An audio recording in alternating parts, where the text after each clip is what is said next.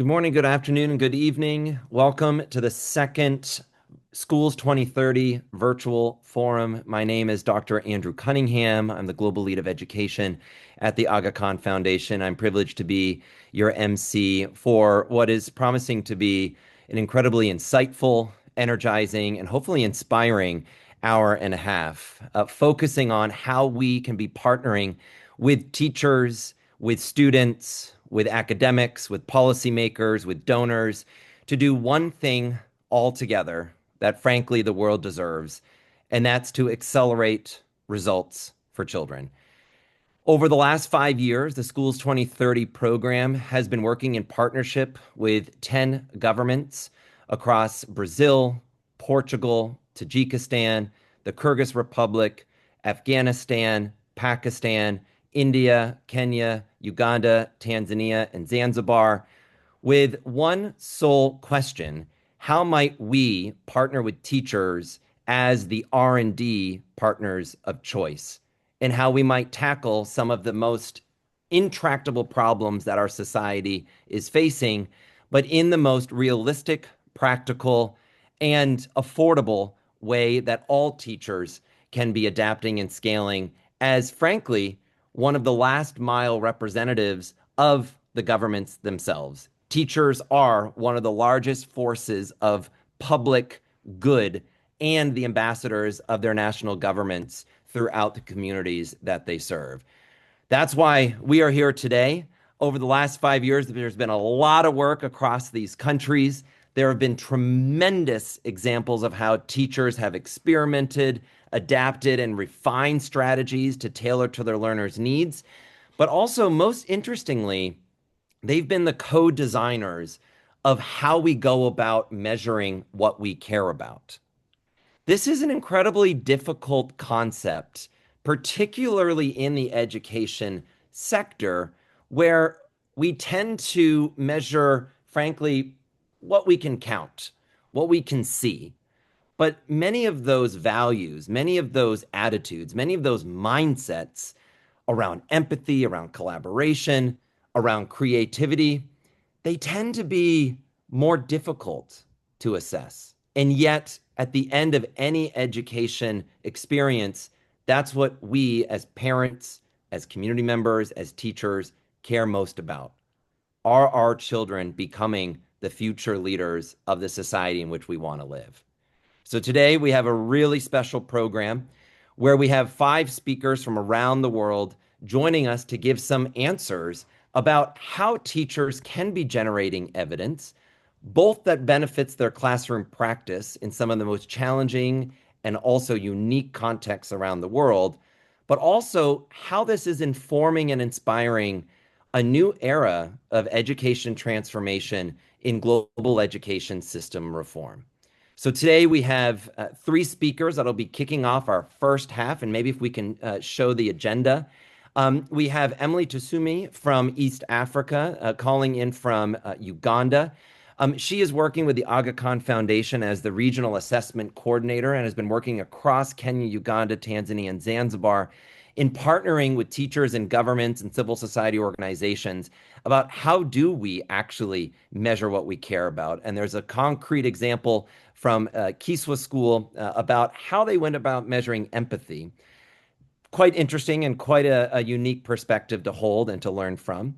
The second we have, and we have to thank particularly Madam Golzat Musabakova from the Kyrgyz Republic, because actually today's a holiday in the Kyrgyz Republic, and she is still on the line with us and willing to share her experiences about how also the use of a tool called VITAL. This is going to be an important one throughout this webinar.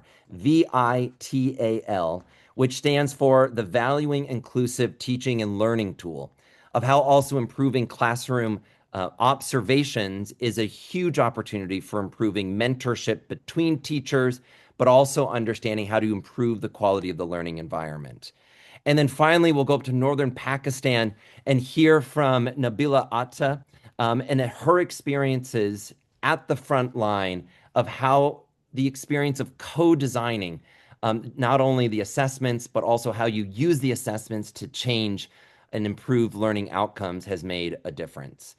And we'll be having a series of interventions in between each of the speakers, and also an understanding that this is just a glimpse of the thousands of teachers that have been working over the last 5 years to really introduce a new global suite of public goods in and through the Schools 2030 program, but most importantly, in and through the national government priorities and policies themselves. Another acronym that you are going to hear a lot about is Becky. It's not my co-host on the side. It's not my friend down the hall. It's spelled BEQI.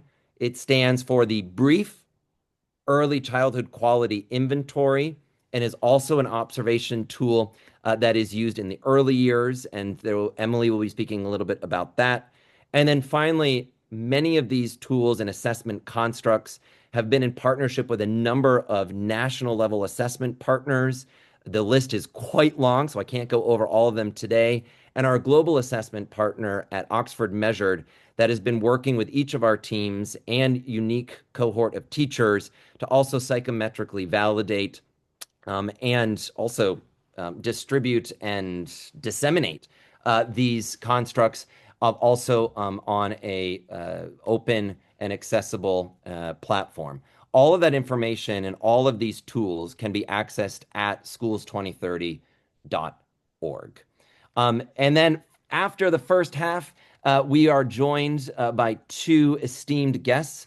We have Joe Bourne, who's the Chief Technical Officer of the Global Partnership for Education, which is one of the largest, actually the largest fund in education supporting quality education systems across 96 low and lower middle income countries. And excitingly, the GPE 2030 strategy over the next 5 years that is raising $5 billion to unlock another $10 billion in co-financing.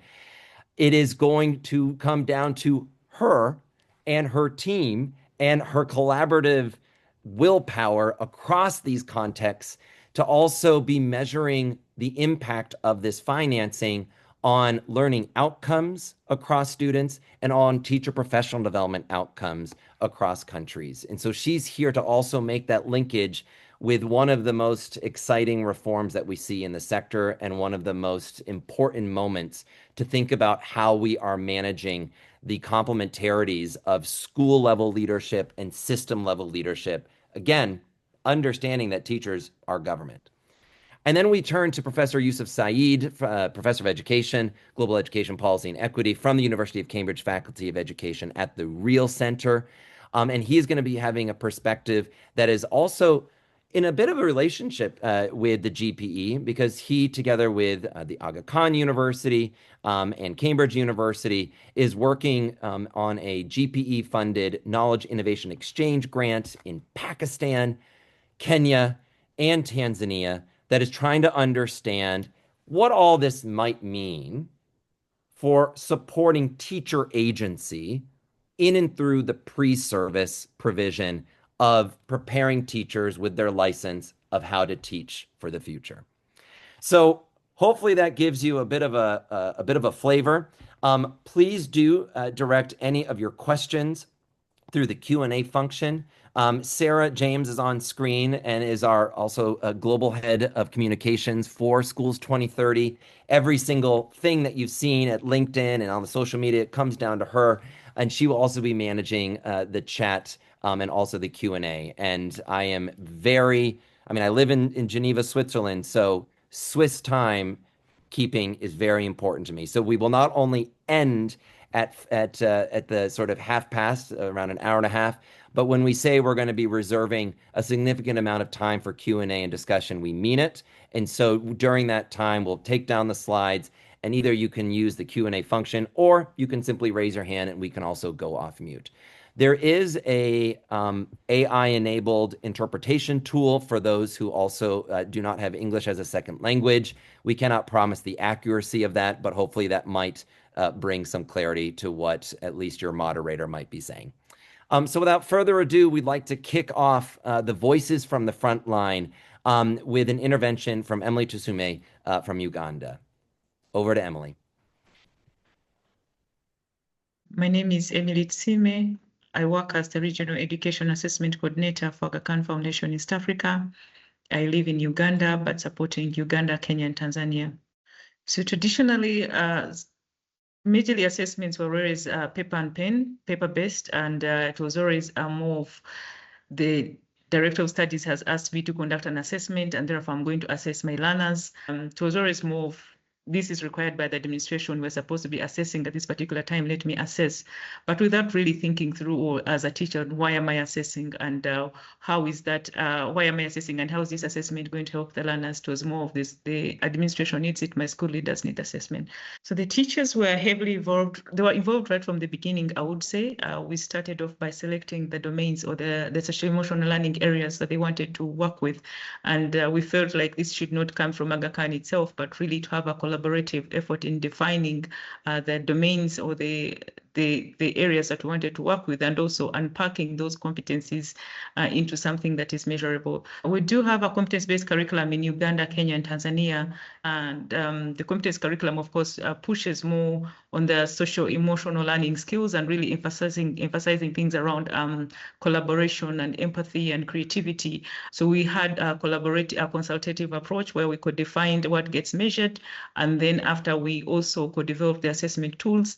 We felt it was very important to co-create these assessment tools with teachers because first off, we wanted ownership, but secondly, we also wanted context. The teachers are with the learners, they understand the learners' abilities, they understand what actually learners need. The teachers also participated in the piloting of the tools. They were able to test the assessment tools with the learners and really try out the learners. And we found it very interesting according to most of the conversations we've had with the teachers. It was the first time they were really sitting down with their learners and have a one-on-one assessment.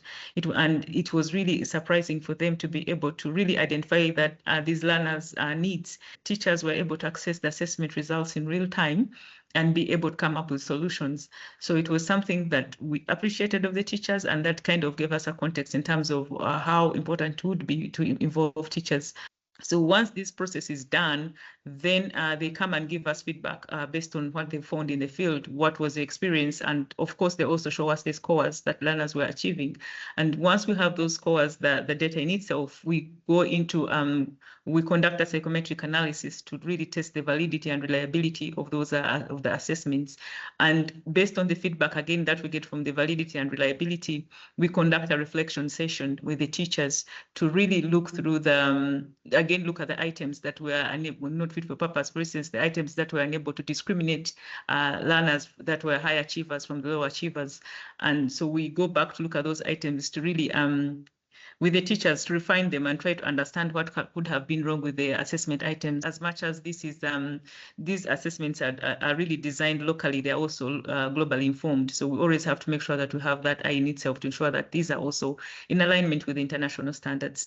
At the moment, we're using Becky and Vital, with the Becky being brief early childhood quality inventory, and with Vital being valuing inclusive teaching and learning.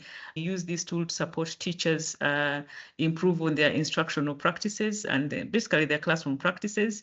And at the teacher's level, we look at the tool being a tool that the teacher uses for self-reflection and kind of a tool which they also use for peer mentorship and support. There's a classroom observation tool that now the pedagogy mentors use to mentor and support teachers.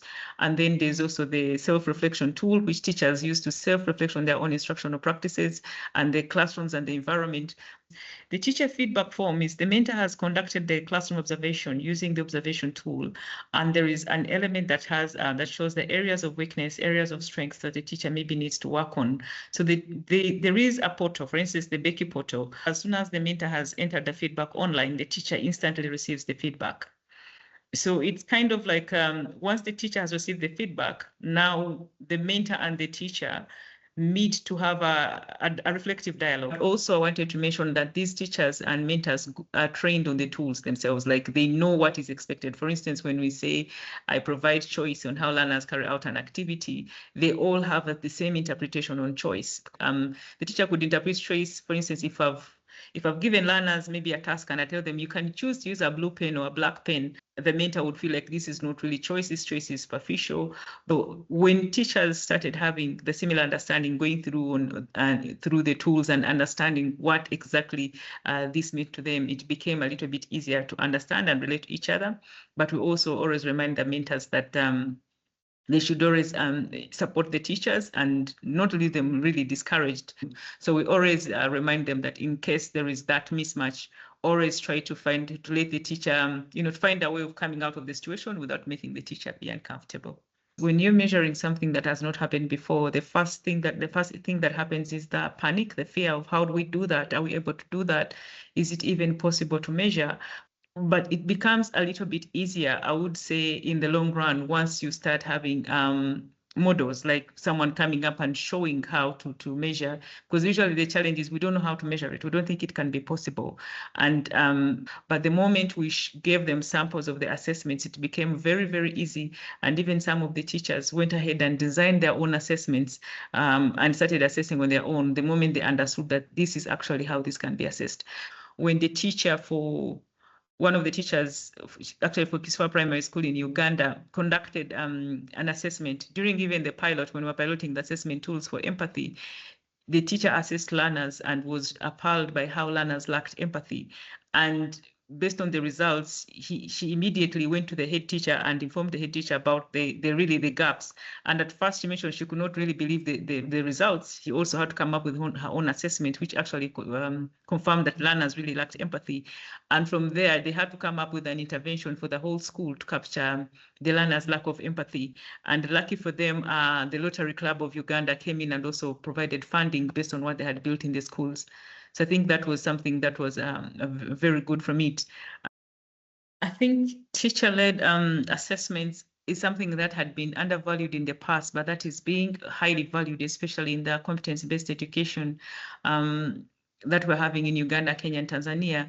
And I would believe that teachers are at the center of improving learning outcomes. And if we want to make change, wherever it happens, it has to be in the classrooms, because most of these classroom-based assessments are diagnostic in nature, diagnostic in a way that teachers use them to identify the learning gaps and be able to address that gap in the learning.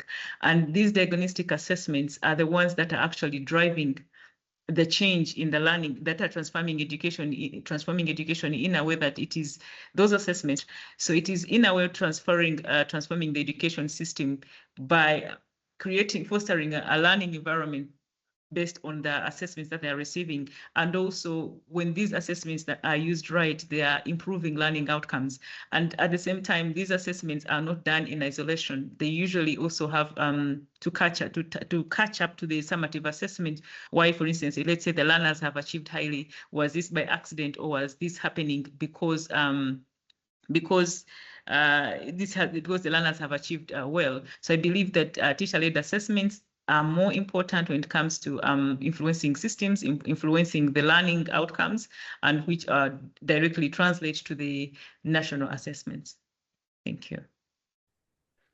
Thank you so much. And Emily is on the line. And I just wanted to offer you a chance, Emily, kind of, now that you've kind of, we had this amazing reflection of practical realities at the classroom level, particularly around that story of the appalled reaction of, wow, we have low levels of empathy.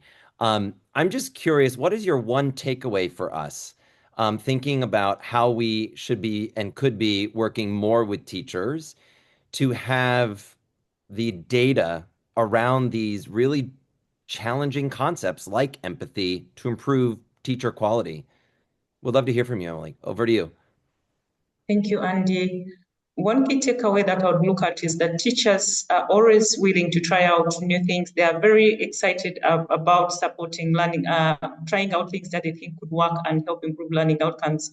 So if we supported teachers and put them at the center, like I was talking about having them at the center and including them in making classroom decisions or decisions about learning, it would be very impactful because we've seen them really tried in this program. We've seen them try their best to solve problems that are in learning, and most of them have been very successful. So I believe that once we look at teachers as partners and involve them both in the designing solutions and implementing them, it would be very impactful.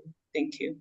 Thanks, Emily. And then just to I'm kind of curious, how did you see empathy being measured? I mean, what was that kind of experience like, how are teachers actually going about that? It was a very interesting situation. At first, it was difficult because the first question was, how do I know empathy? What is empathy? We saw it measured in the first place. We first had to unpack the curriculum and look at how empathy is being shown, and then try to link it into how can it be measured.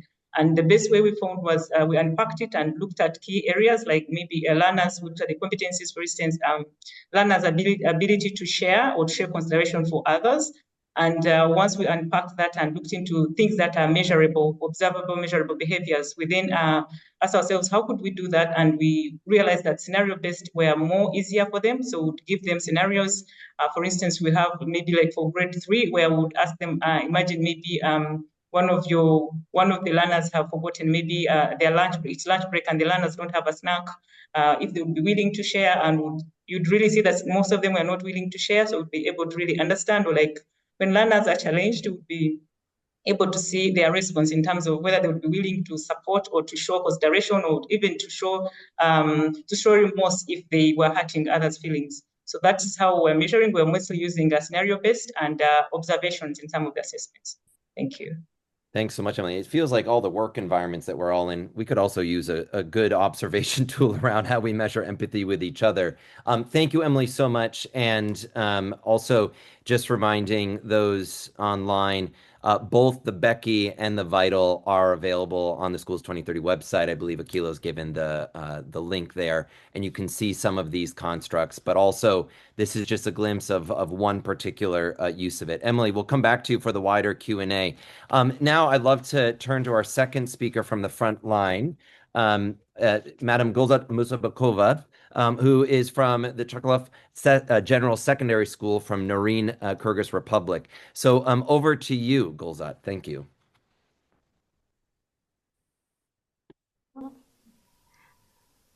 Саламатсыздарбы, виртуалдык форумдун катышуучулары.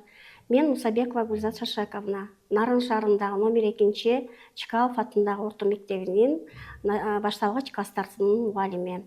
Мектептер 20-30 программасында кирүүдө биз эмне менен баштадык? Эң биринчи биз 10-15 жаштагы балдарды тестирлөөдөн баштадык. Бул тестирлөө бизге эмнелерди көрсөттү? Биздин окуу тажрыйбабызда кандай кемчиликтерди келтирип атабыз? Эмнеден балдар күчтүү, эмне боюнча алсызыраак? Ошол нерсени бизге көрсөттү. Ошого карата биз өзүбүздүн тажрыйбабызды, окуу практикабызды, окутуу практикабызды, методикаларыбызды, усулдарыбызды башкача кароого көмөк көрсөттү. Буга чейин баалоо контролдук иш түрүндө, тест түрүндө гана өтсө, бул 20-30 мектептер 20-30 программасынын алкагындагы тестирлөө болсо, балдар үчүн абдан жаңы нерсе болду.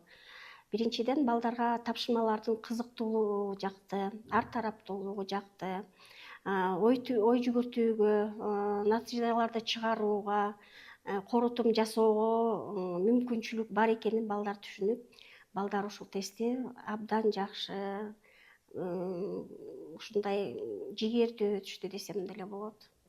Биз ошого жараша окутууда балдардын окуусун көбүнчө практика жагына, илимий изилдөө жагына, проекттик изилдөө жагына, командалык жумуштар жагына, командалык окутуулар, командалык ар кандай окуу чараларын пландоо, ошол бизге көп жакшы жыйынтыктарын берди. Класстагы окуу чөйрөсүнө байкоо жүргүзүү боюнча курал Vital жөнүндө кичине айтып кетсем, тестирование, тестирлөө балдардын билим натыйжаларын, көндүмдөрүн аныктаса, бул инструмент биз мугалимдердин кесиптик чеберчилигин, окутууну кандай уюштуруп аткандыгы жөнүндө, балдарга кандай мамиле жасап аткандыгы жөнүндө, баалоону кандай жүргүзүп атканы жөнүндө жана кайтарым байланышты кандай уюштуруп аткан. Эң биринчи класстагы эмоционалдык климатты оңдоого жардам берди. Ар бир балага өзүнчө мамиле кылууга, дифференциалдык мамиле кылууга, ар биринин деңгээлине жараша, үй шартына жараша, психологиялык абалына жараша, кызыкчылыктарына жана каалоолоруна жараша мамиле кылууну үйрөттү. Андан кийин сабак учурунда жогорку күтүүлөрдү аныктады, кандай кылып уюштурушту аныкталды. Баланын өзүнүн жүрүм турумун, башкалар менен болгон мамилесин, өзүнүн этикалык жана социалдык абалын жакшыртууга бизге жардам берди. Ошого мугалим ошо балага ошол айтылып өтүлгөн жүрүм турум эрежелерин жакшыртуу үчүн түрткү берүүгө ошол инструмент бизге абдан жакшы көмөк көрсөттү. Жана сабакты уюштуруу кандай болуш керек экен? Ошо индикаторлор биздин профессионалдык тажрыйбабызда кандай жакшы прогрессивдүү кадамдарды жасашыбыз керек экенин бизге жакшы көрсөтүп, ачык түрдө көрсөтүп берди. Ар кандай материалдарды колдонууга, китеп менен эле чектелбестен ар кандай маалымат булактарын колдонууга, ошону эффективдүү колдонууга, балдарга жаккандай кылып, балдарга ылайыктуу болгондой кылып колдонууга жардам берди.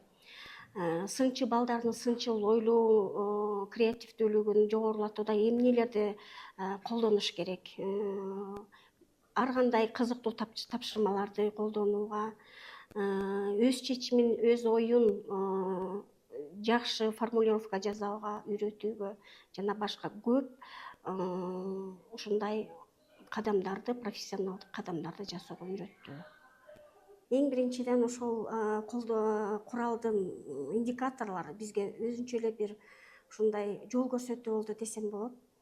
Көрсөтүлгөн индикаторлор абдан так көрсөтүлгөн. Эмоционалдык климат жөнүндө айта кетсем, биз балдарга окуу учурунда, балдар өзүнүн сабак учурунда эркин сезеби, аларга эч кандай мындай прессинг болбойбу, балдардын окуу учурунда кандай кызыкчылыктарын, кандай шарттарын, кандай суроолорун, ой талаптарын жана күтүүлөрүн эске алышыбыз керек. Жогорку күтүүлөр боюнча айта кетсем, балдар сабак учурунда өзүн кандай алып жүрүшү керек, командада кандай иштеш керек, өзүнө кандай жоопкерчилик алыш керек, ошол жөнүндө биз көп түшүнүп алдык десем болот. Сабакты уюштуруу боюнча биздин сабагыбыз балдарга кандай жагымдуубу, планыбыз аларга өз алдынча мамиле кылганга ылайыктуубу, дифференциалдык мамиле кылып атабызбы, сабакты пландоо жана уюштуруу учурунда кандай жакшы жактарды, кандай усулдарды колдонуп атабыз, ошонун баарын бизге ушул инструмент көрсөттү. Үйрөнүүгө көмөктөшүүдө болсо, мугалим ар кандай окутуу стратегиясын кыла алабы, тапшырмаларды туура жана так формулировка жасай алабы, ошол тапшырмаларды аткарууну мугалим көзөмөлгө ала алабы, ошонун баарын биз жакшы жолго салып алдык.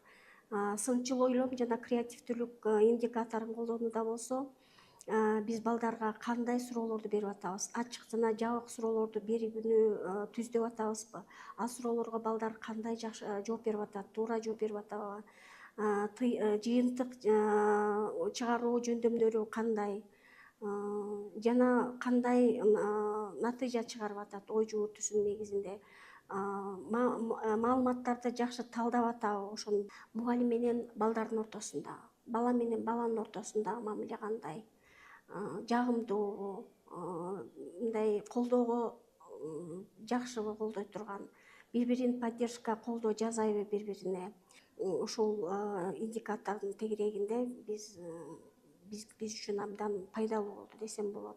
Жылдын башында жасалган тестөөлөө биздин окутуп аткан 10 жана 15 жаштагы балдардын күчтүү жана алсыз жактарын биз үчүн белгилеп берди.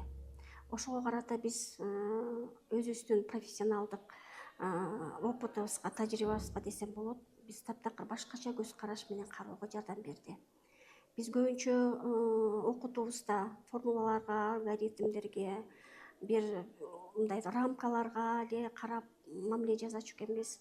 Андан кийин биз ушул тестирлөөнүн натыйжалары, жыйынтыктары биз окутууда практикага көп көңүл бөлүшүбүз керек экенин аныктады. Ошого жараша биз өзүбүздүн профессионалдык тажрыйбабызга таптакыр башкача көз караш менен карап, усулдарыбызды, мамилебизди балдарга, максаттарыбызды өзгөрткөнгө багытталган проектилерди иштеп чыктык. Жана ошол проектилерди биз абдан жакшы, ийгиликтүү ишке ашырдык. Thank you very much, Golzat. And I can, just imagine being a student in your classroom, and I wish that all kids had a teacher like you. And particularly, I think it also brings out very clearly there's a whole wealth of tools in terms of assessment measures and across each of the Schools 2030 country partnerships. Each of the governments chose 5 domains that they wanted to be able to understand more about from their teachers and students across 3 age groups. So for 5-year-olds, for 10-year-olds, for 15-year-olds. And in addition to literacy, numeracy, the government with a Schools 2030 National Committee would select 3 additional domains. So Golzat mentioned creativity, critical thinking, problem solving. These were priorities that that the government and partners in the Kyrgyz Republic wanted to have data on and wanted to have reputable assessment tools that were psychometrically validated and reliable, but also fit the context, had scenarios that also demonstrated the connection to the rich culture, but also the deep wisdom of teachers across the Kyrgyz Republic. So I just wanted to emphasize that while we have some more rich experiences and reflections on the vital, there are a suite of assessment items also available that was presented on a previous webinar that can be also sort of mixed and matched for a more portfolio approach to learning. So what's come out very clearly is you can have these assessment tools, but unless you're thinking about your teacher behavior and professional perspective that you demonstrated from the changes that you made and from the changes that you've seen your colleagues make in the relationship between students and their actual educational experiences, whether it be other students or teachers, then these assessment tools really are not kind of active or alive or dynamic. So thank you for bringing out that tension. We do have Madam Musabakova on the line with our colleague Nazgul. And I'd like to just offer you the chance to give us maybe one takeaway of how should we be thinking about measuring results and using those results to change teacher practice. So if you forgive us, we're going to listen to the answer from Madam Musabakova and then have the translation by our colleague Nazgul afterwards. So over to you, Nazgul and Madam Musabakova. Thank you. Мында ошол балонун ролу. Ошол окутууда биздин баалоонун ролу абдан чоң десем абдан жаңылышпайм да.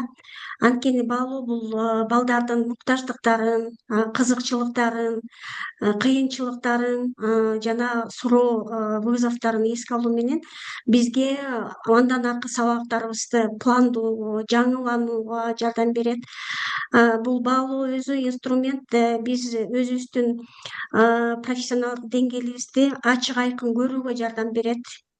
Сын көз караш менен өзүбүздү кароого жардам берет. жана ошонун негизинде биздин өзүбүздүн өзгөрүүбүзгө алып келет десем жаңылышпайм. Бул инструмент биз үчүн абдан көп чоң жардамдарды берди.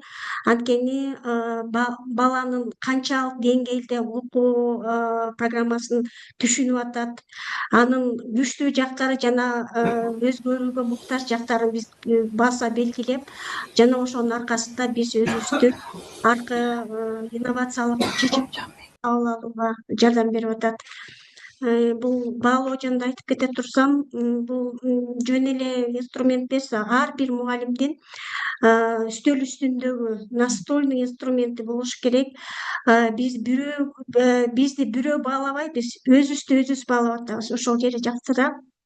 Анткени индикаторлордун ар бир критерийлери ушунчалык так, жеткиликтүү берилген жана бизди окуучуга багытталган окутууну уюштурууга жардам берип атат.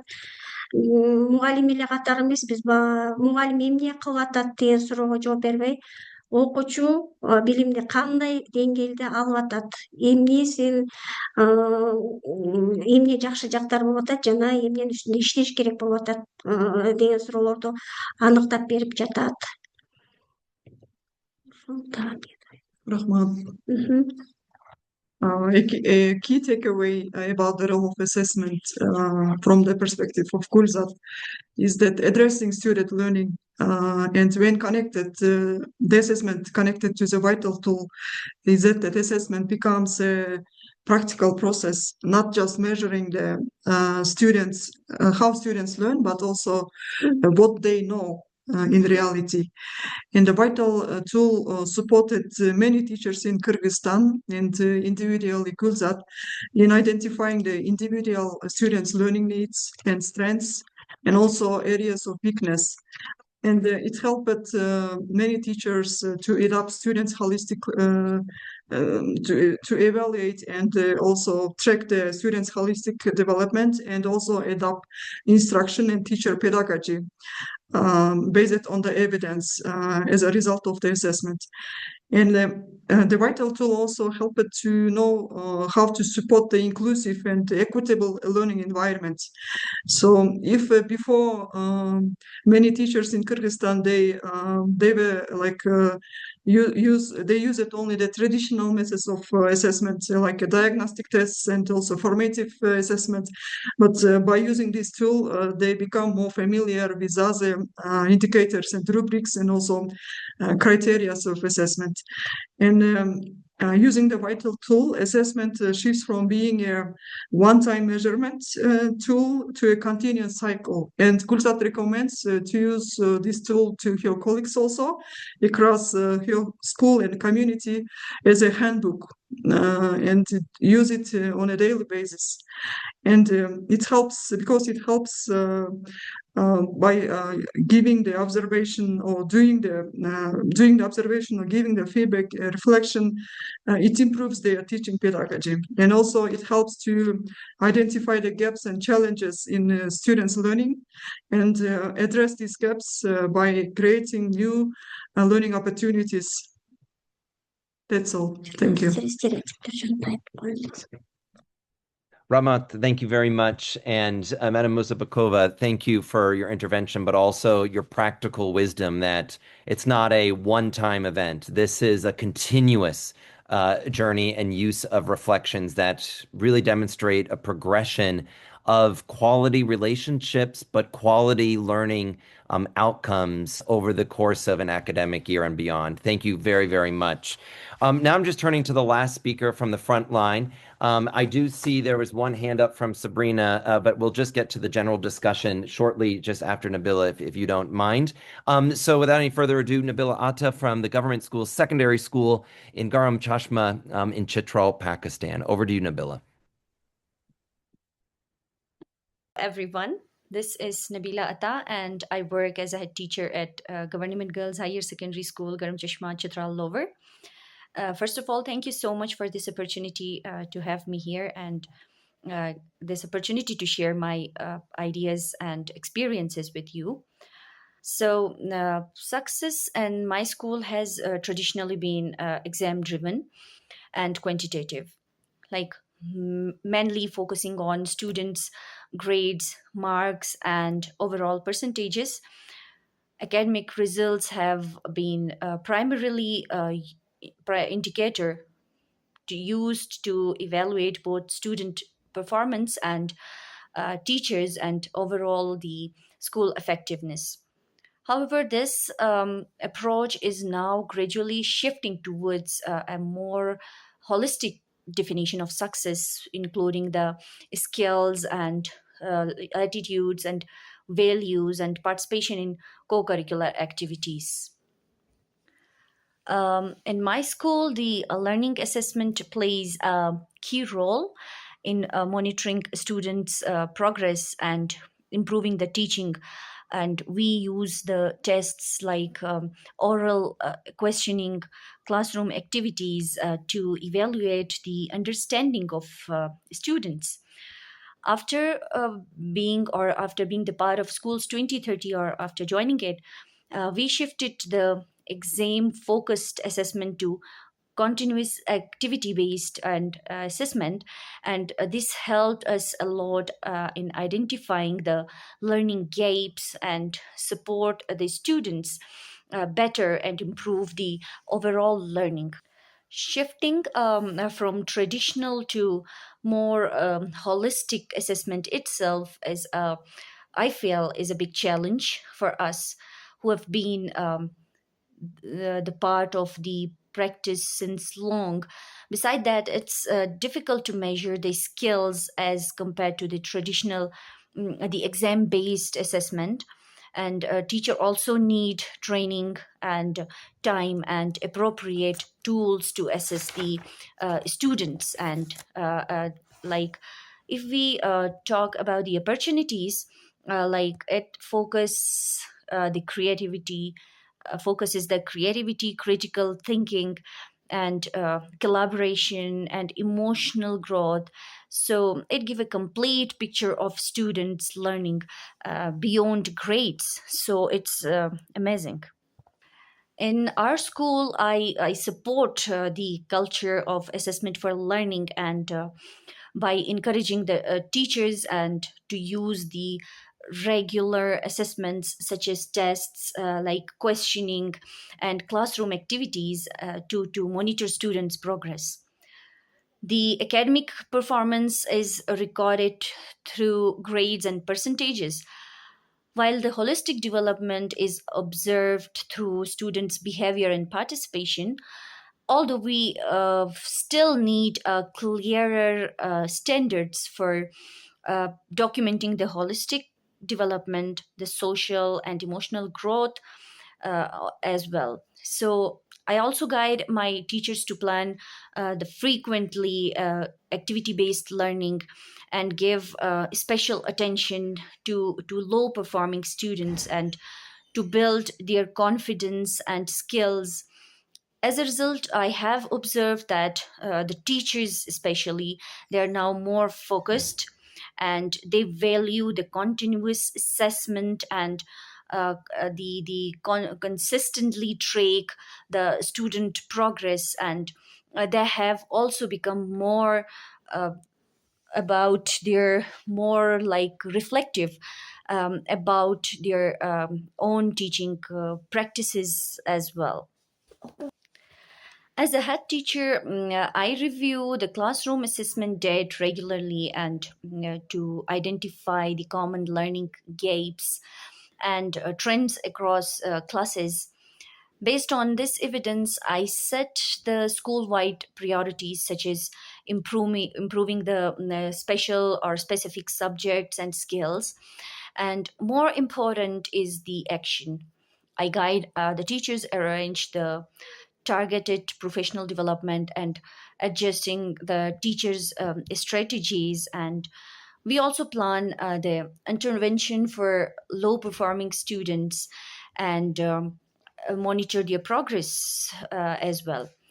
However, improving the holistic development of the low performing students remains a challenge as we lack the clearer the assessment standards and tool to address this. I encourage teacher to use observation, the continuous feedback and engage the students in supporting the classroom activities that build confidence and participation as well. Assessment results, they are shared with the official during their visits to school and inspections as well, annual inspections. When we first used the Schools 2030 tools, the assessment tools, and the results were like alarming, not just for us, but also for the officials. And that led them to closely observe the classroom practices and provide the timely, constructive feedbacks, which proved very helpful. And we also engaged the directly with the policymakers during Schools 2030 showcase events, and where we shared our ideas and the grassroots challenges, and that discussion contributed to very important changes, such as from moving from annual to semester system, allowing more continuous assessment and timely feedback as well. So it was great. It's essential to establish a direct interaction and platforms across all level of education hierarchy, so that the challenges and the problems can be communicated through and communicated and addressed in a timely manner. And additionally, well-structured training and workshop and assessment practices can they are crucial to build the teacher's capacity and ensure the effective implementation of the assessment for learning. Thank you so much. And unfortunately, due to connectivity issues, Nabila is not with us online. And so I don't see any questions in the Q&A. Did I miss any in the chat? I'm looking over to you, Sarah.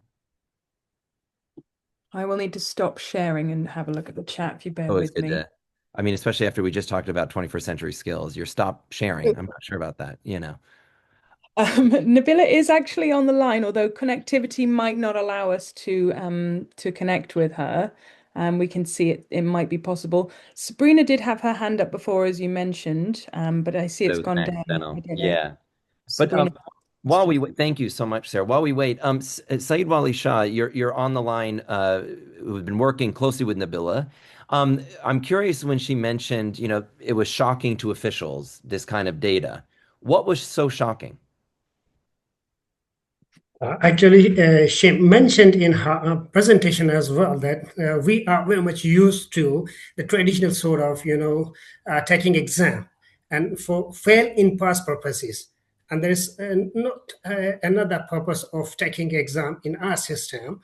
So when Schools 2030 assessments came in, so they gave rigorous data, quantitative and qualitative data. Based on that data, when teacher analyzed many things, particularly the empathy, aspect. So they dug into very deep. So they came up with number of issues rather for the purpose of fail and pass. And the officials were with us in our training and while the teacher were working with as well. So they got to know, oh my God, the data tells us something else. Rather, we were focusing on fail and pass thingies while our exam. That was a shocking moment for the teachers, for the officials, and then when it was displayed by the teachers based on data. Thank you so much, Saeed Wali Shah. Nabila, are you there? If you are, please come off mute if you have anything to add. Your video also said everything. And we also made sure that these were pre-recorded, because in many of the contexts in which we are operating, connectivity is just not really reliable. But also, that's also the reason why also global forums usually have the excuse of, we can't bring the teacher's voice. We can't bring their perspective. And I just really want to appreciate the time and the dedication that Gulzat, that Nabila, that Emily, representing a number of teachers today, have brought to this first portion of the webinar. It's crucial across the last in-person global forums in Tanzania, in Portugal, in Bishkek, and in Dar es Salaam. Teachers were on the stage. And today we understand why that is so important. It is the everyday lived realities that really any policy should be listening to and also informed by. So seeing no additional questions and discussion, I'm actually going to move us to that system and policy ear and opportunity and voice. I'm just going to see if Joe, you're on or by your screen. I see your name in the bit. Oh, great. I definitely see you there. You're calling in from Nairobi. And well, first of all, just thank you so much for joining us. It is a very busy time for the GPE as everyone's trying to not only, multiply possibilities, but also, think about results. So yes, we can raise all this money, but then how will we go about measuring the impact? So just ultimately, we're so glad to have you with us, and we'd love to hear your reflections, particularly around what are these key challenges and opportunities that you're hearing and experiencing, and perhaps also from our first half of the panelists about linking school level evidence with the agenda of systems level change, and maybe vice versa. So, Joe, over to you, and thank you for joining us. No, thanks very much, Andy. And I wanted to say a big thank you to all of the teachers that we've heard from as well. I started my career as a teacher, as an innovator, because teachers are the innovators in our systems.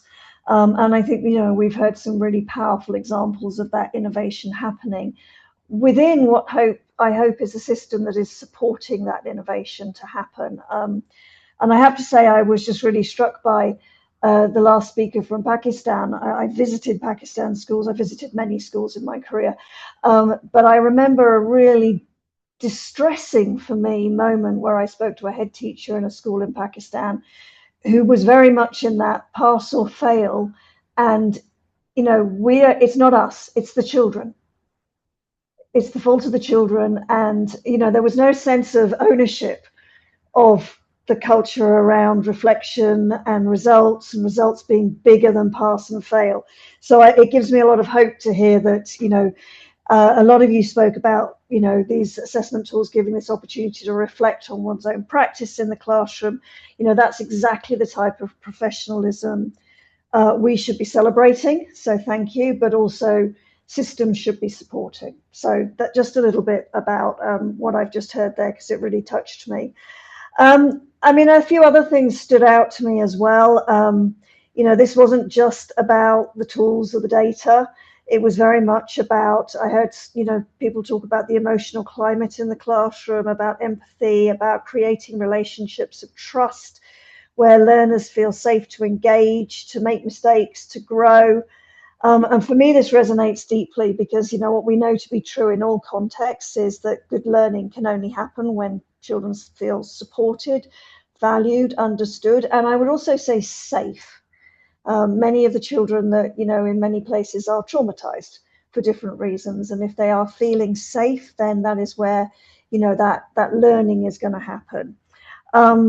Your remarks also, of course, remind us that learning is never only just the sort of cognitive skills. It is about confidence and motivation and resilience and belonging and creativity and regulating emotions and all of these other things. They're integral to that learning journey. And one thing I was struck by a few years ago in my work was that Brookings done quite a big study on 21st century skills. Now, I'm not going to get hung up on the language. There's 21st century skills, there's transferable skills, there's life skills. You can take all of these, if you map them onto each other, they quite often come down to the same things. So I'm not too worried about that. But one of the observations from that was that many, many countries have aspirations in their policy statements about these skill sets. They really do. They're written in their big policy statements. and even competency-based curriculum that you hear at a system level, quite often it comes down to some of these skills that we're talking about. But they don't have an implementation plan to deliver that, or the implementation plan kind of stops on paper.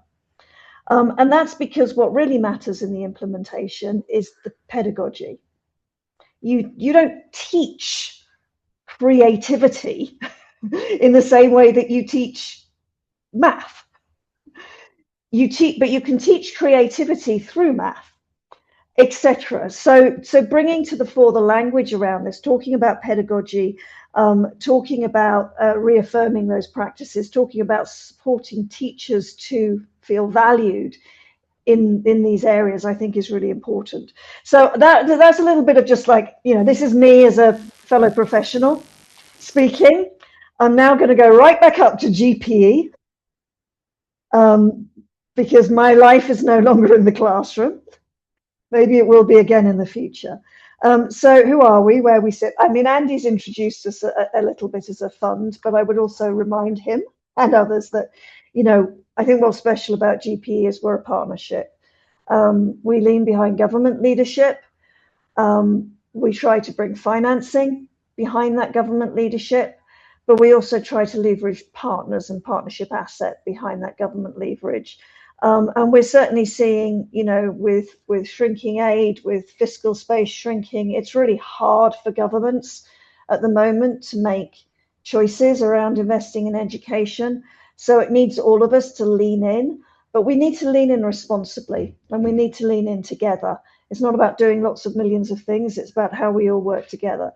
So as Andy said, we support countries to build education systems. It's different in every context, but it's about delivering learning for all children equitably and at scale. And that's our kind of ambition. And that is not necessarily through individual projects, but through partnership and through using our assets to leverage change with governments. We talk to our partners around identifying a priority reform, something they really want to move the dial on. Many have chosen foundational learning. Without getting into what that means for them, many have chosen that. We have an expectation around gender and inclusion. That's a bit of a non-negotiable. We work with those governments to leverage financing, and Andy has actually been incredibly helpful in that space. But we also look at how we can leverage the partnership in support of that effort. So it's kind of important to be clear, we're very far from the classroom in this work. And I want to sort of recognize that there are many others who are much closer to the classroom, and that's really important. We operate behind leadership at two levels, at a systems level, which I'll talk about in a minute, but also through grants. And we work through many grant agents who are best placed to be supporting the implementation work. And Aga Khan is potentially, or is one of those, that very large group of grant agents. So I'll talk a little bit about the system level pieces that we do, but also a little bit about the grant level pieces that we do, but with this focus on results and why that's important. So at the system level, we need to acknowledge that we actually have a problem in education with results across the sector.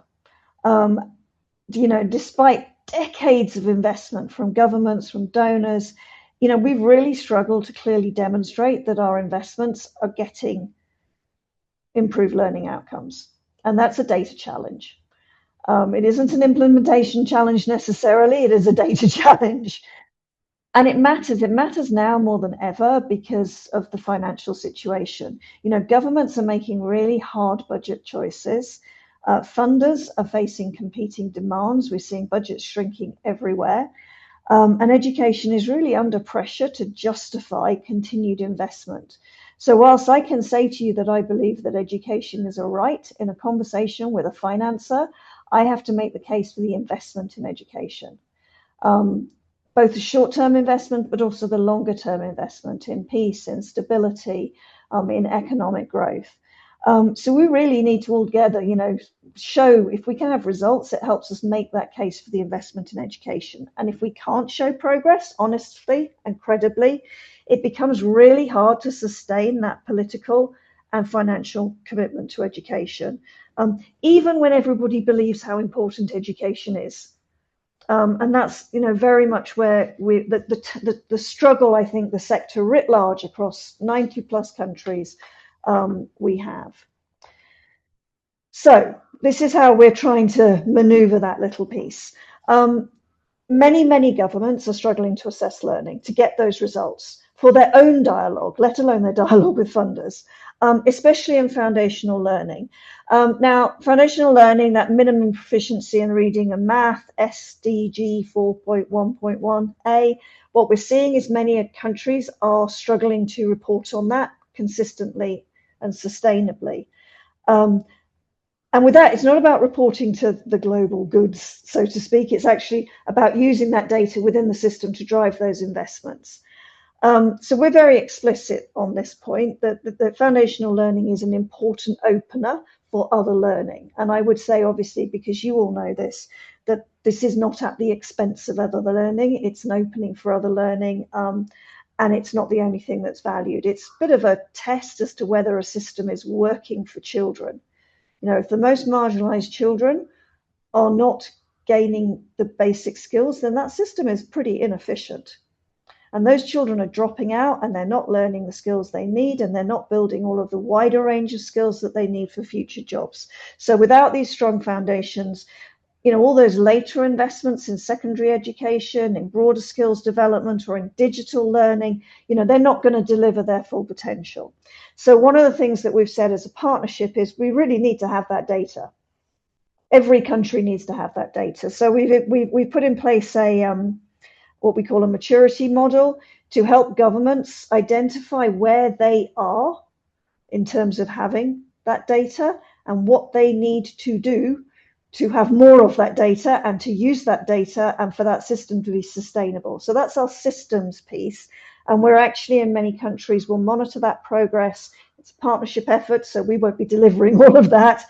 But we will have a degree of results-based financing around progress specifically in that area. And that is part of the deal that we have with governments. We also have a bit of a deal on domestic financing, so, you know, which often is about putting money into supporting teachers, because that's where most you know, teachers are obviously on the government salary. I'm not going to talk about that so much now because we're focusing on London learning, but these are the two parts of our conversation with government: is the money in, the results out, and what are you doing to build sustainability over that. Then the second thing we're doing, which I know Andy's really excited about, is across our grant agents. So it's across all of our grants. So we currently have, you know, just this year we have a spend of over $1 billion. I think it's 1 point something, I forget, but it's pretty big, right? And that's spread across different countries. And one of the things that we've seen is that despite that very, very high level of spend, it's actually really hard to have an aggregate view of whether learning outcomes are improving. Yeah, that's because all the data systems that everybody's using are different, and it's really, really hard to do that. So one of the things that we've done is as we move forward is we're saying to every single one of our grant agents, here's the 5 indicators that you must report against.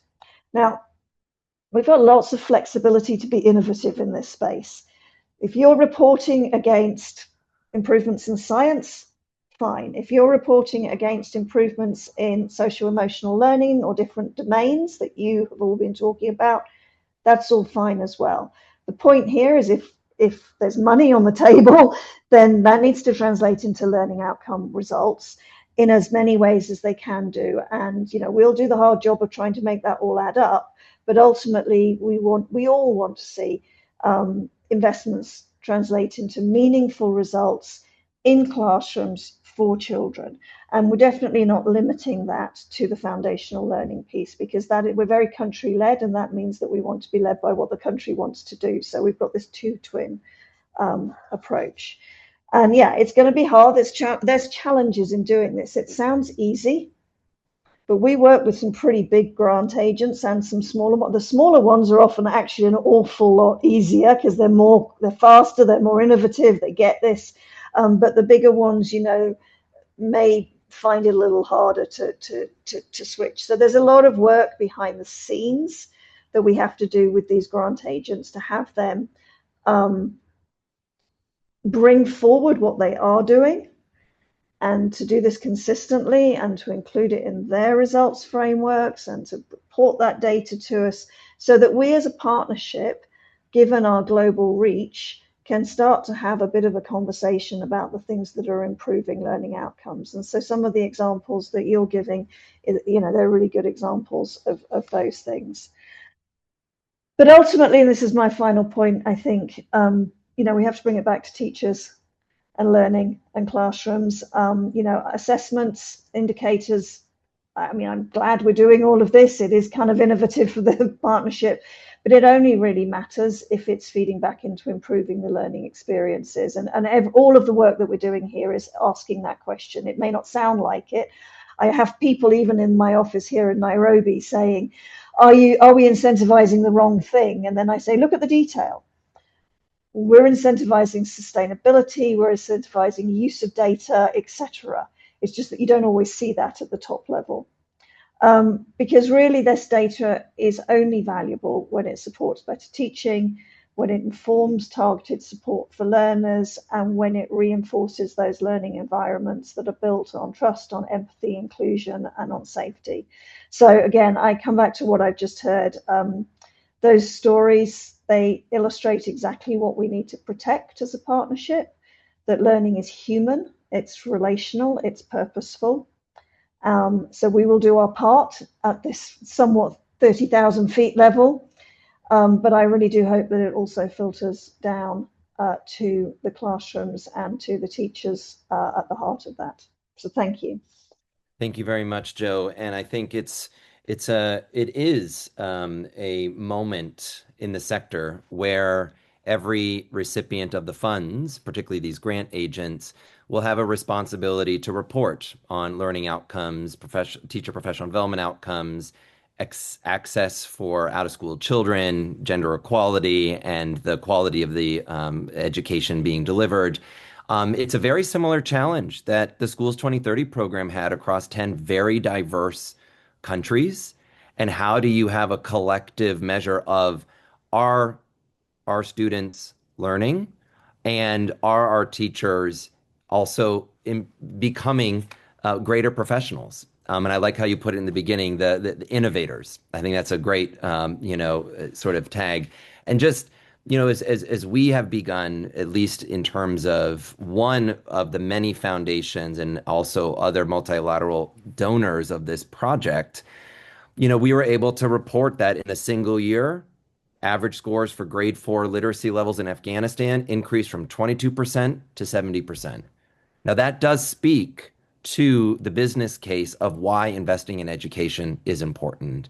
Or in the Kyrgyz Republic, you know, 5,400 students achieved learning gains exceeding 20% across early numeracy, literacy, and social-emotional learning levels in a single year. Now, that is also the responsibility of now these grant agents in GP 2030 to also align alongside the government's priorities to have some similar measures of success, but ultimately indicators of where deeper investments on professional development, on policy reform, really also deserves the attention. So I just, before going over to Yusuf, I kind of want to do a little countdown to Yusuf to maybe capture where we are in the webinar. So first five amazing speakers, one still to come. But I would count myself as a speaker. So we've done 5 speakers. We've had 5 different perspectives. And I think there's 4 key takeaways so far. And it's sort of in the C's of we need more continuous use of reflective tools, holistic assessment to understand the changes in teachers and students' understanding. I think the second C is contextual.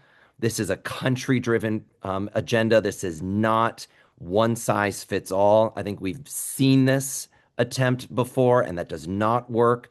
So indeed, Jo, thank you for reminding us that The P in GP is the most important part, where governments are directing the donors, the researchers, the private sector, the private foundations around what is most needed in the context that their children are living.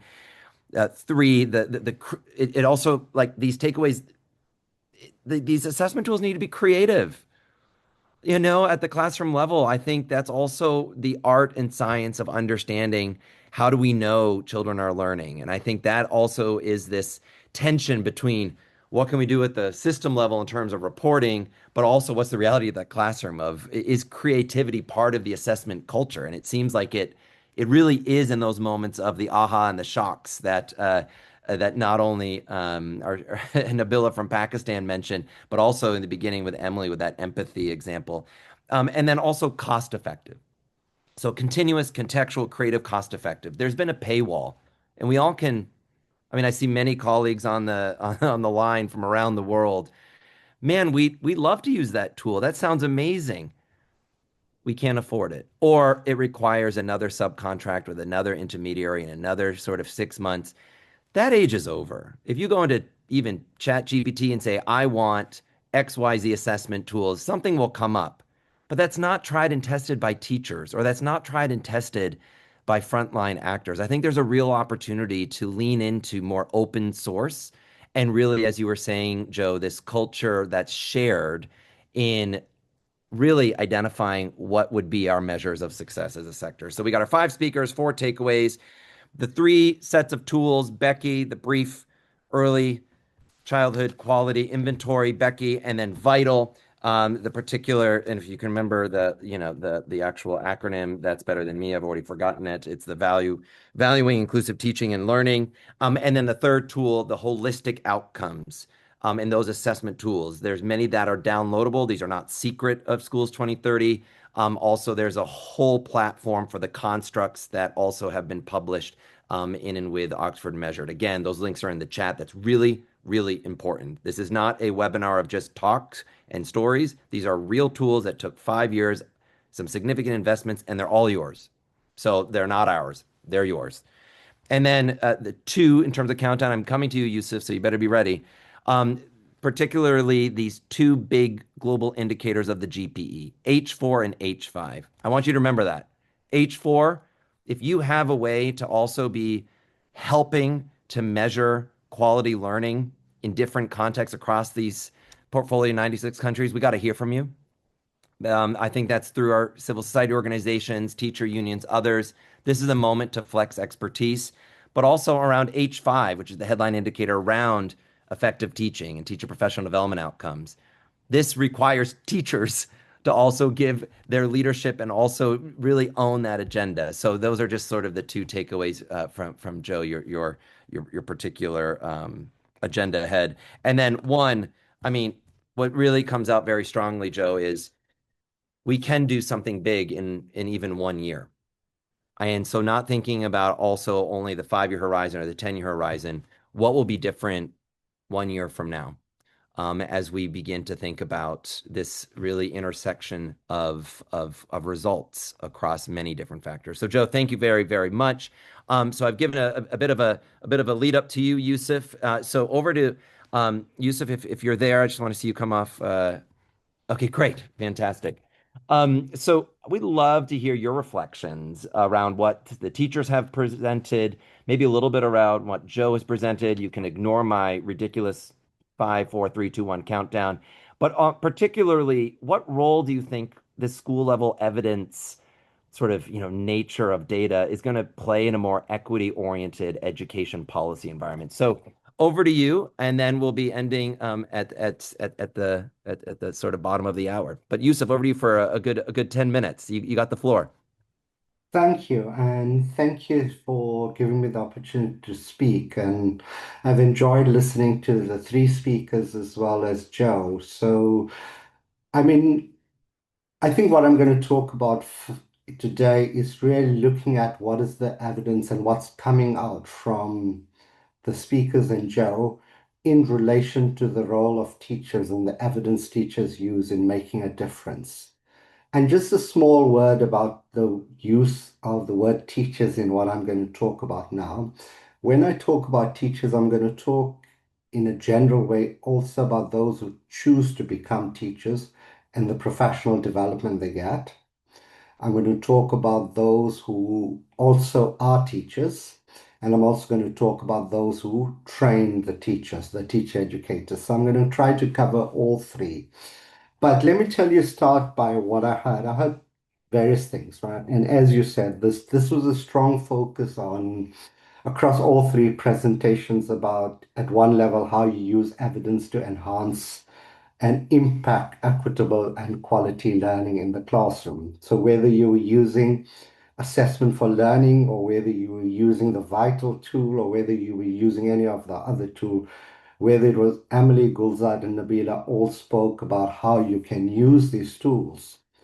For example, Emily described about how you use the tools to address gaps in learning. Gulzad describes how you use the tools and assessment to review and reflect on teaching. And Nabila spoke about how you use assessment and the tools, if you like, to track progress and enable teachers to become more reflective. So I think that's what unified it. And I think what was interesting about all the three speakers, they all were different kinds of teachers. You had a teacher, you had a coordinator, and you had a leader in a school. And they all provided different lived, grounded, and practice-based accounts of how you animate and activate teacher agency to realize meaningful and quality learning. And I think what was really interesting for me from a research point is the very lived, real experiences all three of them drew on shedding how you can realize the kind of agency of teachers, whether in their training or in the classroom, how you cultivate it as opposed to simply developing a taxonomy of teacher agency. Now, I'm going to make 5 points or more about the conceptualization and the reflections that come out about the ideas of evidence and teacher agency. And what comes across all three presentations, and including Joe, is that what teachers do when they use evidence and what teacher agency, it's always relational. It's relational to the teachers who they work with, other teachers, in other words. It's relational to the leaders who run the institutions, whether those are colleges or schools. And it's relational to the policymakers who can either enabling or hinder it. So in that sense, the kinds of things that you're talking about, the evidence and the conception of agency, is that it's relational. And I would describe it as an understanding of the sociality of teaching and learning and the sociality of agency and teacher agency. The second thing that comes out, which I think is important to recognize, is that use of evidence and ideas of agency are always purposive and deliberative. They always start with asking why something is being done in a particular way, as well as asking what could be done differently, or how a tool, whether it's vital, assessment for learning, can change, or even as basic as some of the presenters are saying, what questions do we ask of children? In other words, the agency we're talking about and the pedagogy we seek to animate is not about practice that isn't reflective, but it's practice that's about based on a thoroughgoing analysis of why things are that is. And for that, we need two key conditions, which I want to talk about now. The first is about the reflexivity of the teachers. In other words, the meaningful and constructive teacher agent is reflexive and requires a sense of reflexivity while often asking and reflecting on what they are doing, why they are doing what they are doing, for whom, and crucially for what long-term goal or ambition. The evidence and research tells us that the purpose is crucial. It's not reflection for the sake of reflection. It's reflection in the sense that we have a goal. And that sense, the research about agency and reflexivity is that it's normative. And normative, in my argument, is that it's about ensuring equity and social justice for all learners, particularly those who need it most. As such, it's not just about practice, it's practice with purpose. It's action for the common good, and it's change for equity. Agency and teacher practices as such is both transforming what occurs and also transformative. Which leads us to the thing what I'm partly going to dwell on a bit longer is the use and importance of evidence. All three speakers, including Joe, eloquently spoke about the evidences you use for changing practices, whether that's of the school or the system or both. Thus, collecting evidence like assessment for learning or evidence through Vital or evidence through any of the tools and acronyms we've been introduced to today is about evidence that is not for only for the sake of gathering evidence. It's about evidence that is directed to informing and improving practices to achieve greater equity in the classroom and through education. The analogy here is not about weighing for the sake of knowing something's being weighed. It's about weighing something in order to make a difference. In other words, you don't weigh a child simply because you want to know their weight on their own. You weigh it because if there's a condition of malnourishment, you want to make a practice of improving nutrition. If you don't, then you might as well stop weighing because you get the same result over and over again. And thus it's about teachers having the ability and power to use evidence and to make it. And it's about understanding the thousands of decisions that teachers will make and do make in their practices and the effects and outcomes.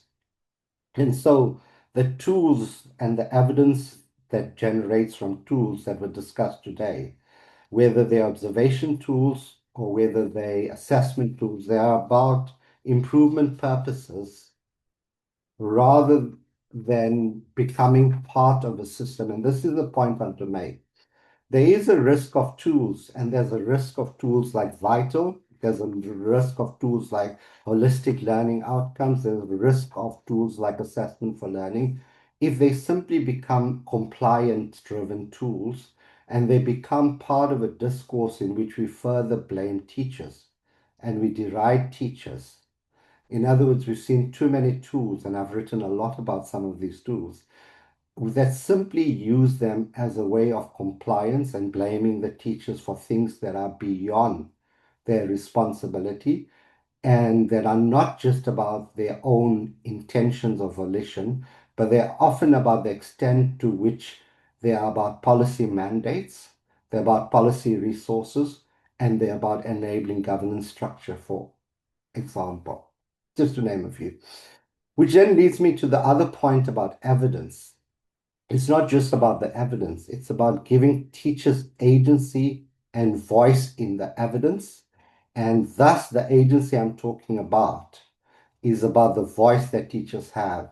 And I think Emily put it very nicely when she said it's not something that should come from Aga Khan itself, but it genuinely have to be a collaborative effort that is rooted in the practices of thousands and millions of teachers of the global south who work individually and collectively together to generate meaningful lived understandings and practices of agencies that are rooted in specific contextual and conjunctural moments and contexts. And this requires voice.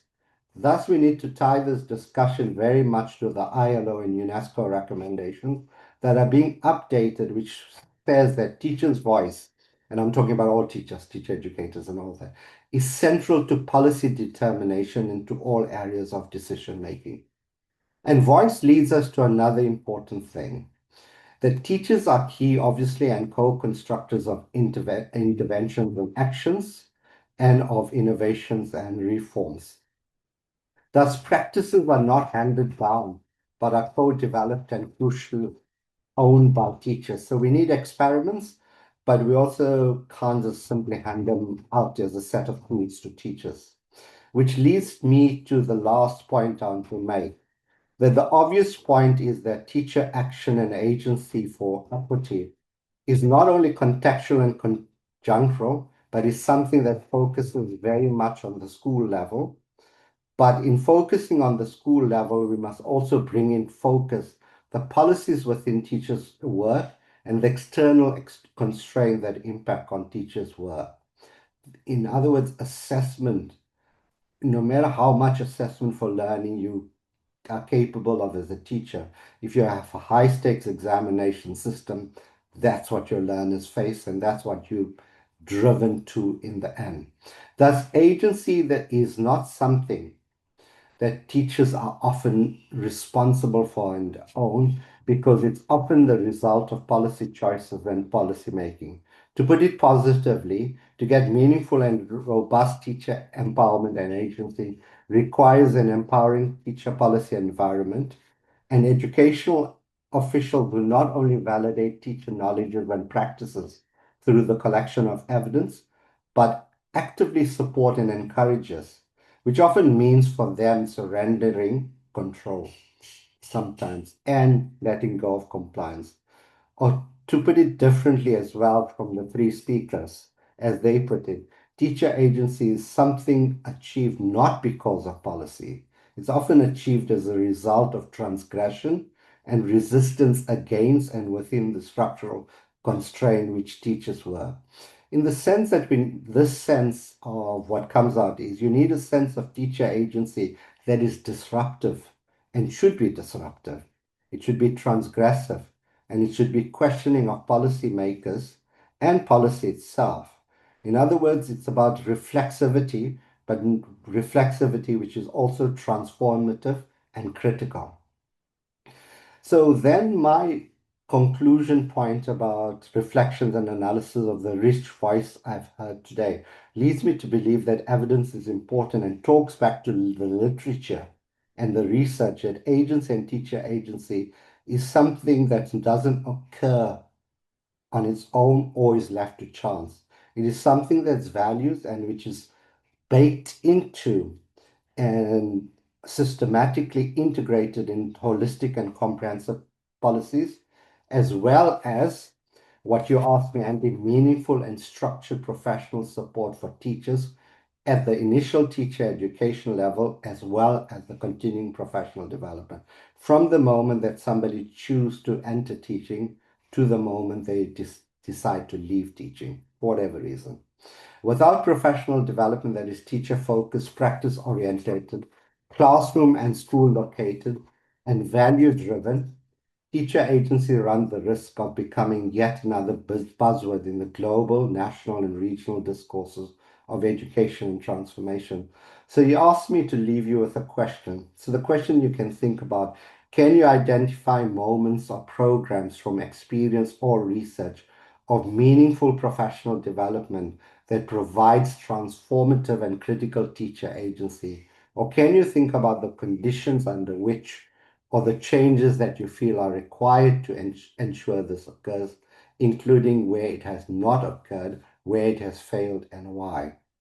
Thank you for giving me the privilege to share these thoughts, but to listen to the very rich, nuanced, and grounded experience of a teacher, a leader, and a coordinator and facilitator. Thank you.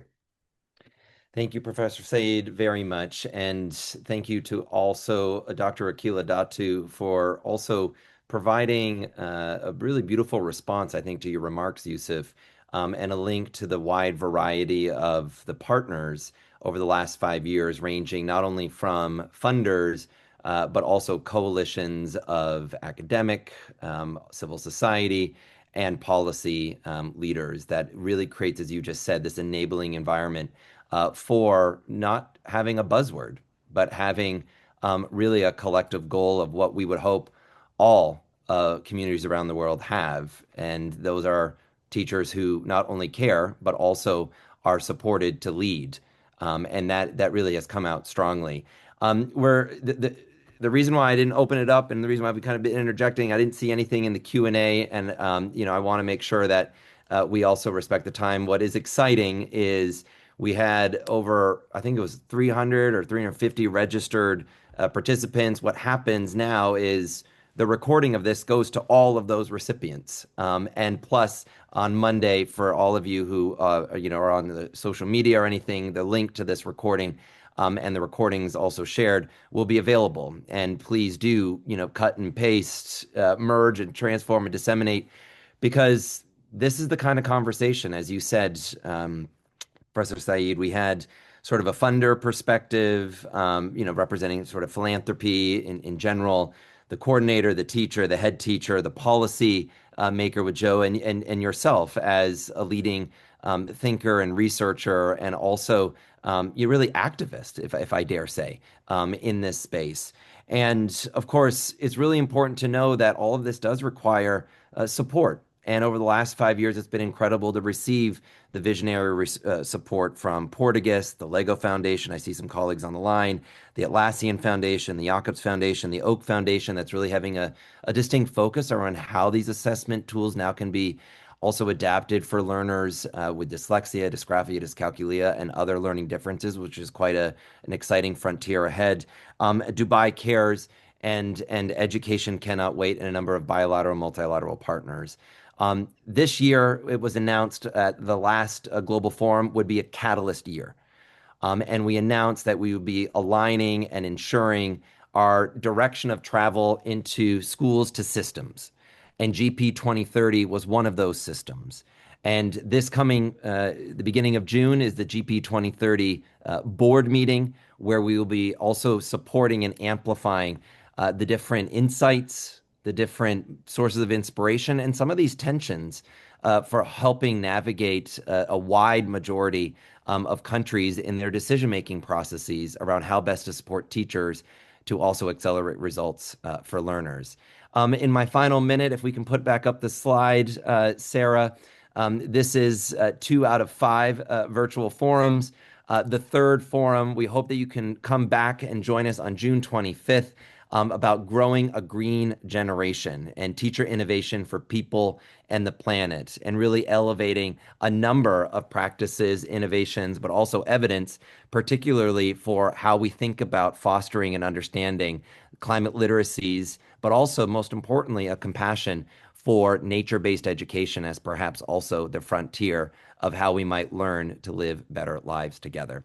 With that, I want to thank the Aga Khan Foundation team. I want to thank the Schools 2030 team, and in particular, Sarah James, again, our global head of communications for Schools 2030, for really cultivating and stewarding a tremendous conversation. Thank you for joining, and we look forward to seeing you back here at the end of June. Thank you, everyone.